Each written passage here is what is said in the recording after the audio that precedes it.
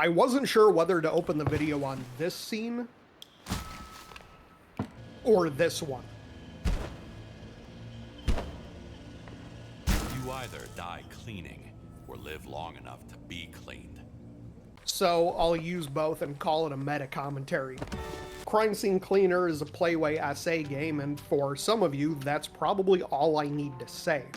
And while it might sound like I'm using that to bash the developer or the game itself, I'm really not. Not entirely anyway. I will be the first to admit that I own a lot of Playway games and similar titles, and have dumped hundreds, if not thousands of hours into them. But they are chore simulators. Crime Scene Cleaner puts you in the role of a guy who cleans crime scenes. Go figure. Say that 5 times fast. The story is not important and is virtually non-existent. You're hired by the Mafia to clean up crime scenes because you need the money to pay for your sick daughter's medical care.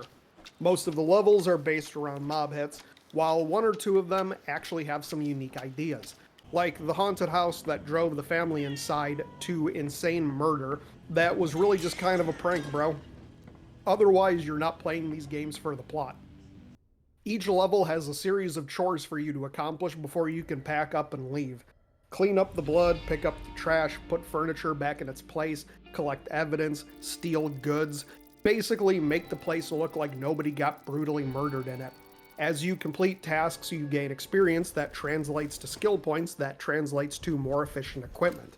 You're playing the game so that further along you'll have to play the game less. Now, this is a Playway game, so I have a few things to note in particular for those who are wondering. First, the optimization in the game is decent. Not great, but decent.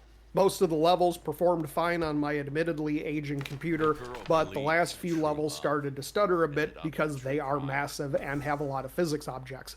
I also didn't encounter any glaringly obvious bugs. I have to point this out because Playway games can routinely be poorly optimized and buggy on launch, and have an occasional tendency to not get fixed with post-launch support. I would say that Crime Scene Cleaner is fine right up until the last couple of levels, and then it dives into tedium. The levels are far too big, making it a slog to find that one piece of furniture you didn't put back in place over your hour-and-a-half cleaning binge. While you do have a sense skill that shows some objectives, the game can sometimes be incredibly obscure on what exactly it thinks is an out-of-place piece of furniture. Like a missing fire extinguisher or a chair that got slightly jostled that otherwise looks fine. You also get moments where the game says an area is 99% clean, and because of the lighting and the floor color, it's impossible to see any blood splatters left behind.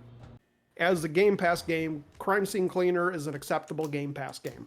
I put just about 11 hours into the main campaign and had maybe 3 levels that weren't perfectly completed. I have no intention of going back to finish those off. There is allegedly post-launch content coming out, and we'll see about that when it arrives. Otherwise, if you don't have Game Pass, the $25 asking price isn't egregious in my opinion. But again, this is a Playway game, and like I said, a chore simulator, so you probably know by now whether or not this is up your alley. Check it out for yourself, and like and subscribe for more videos.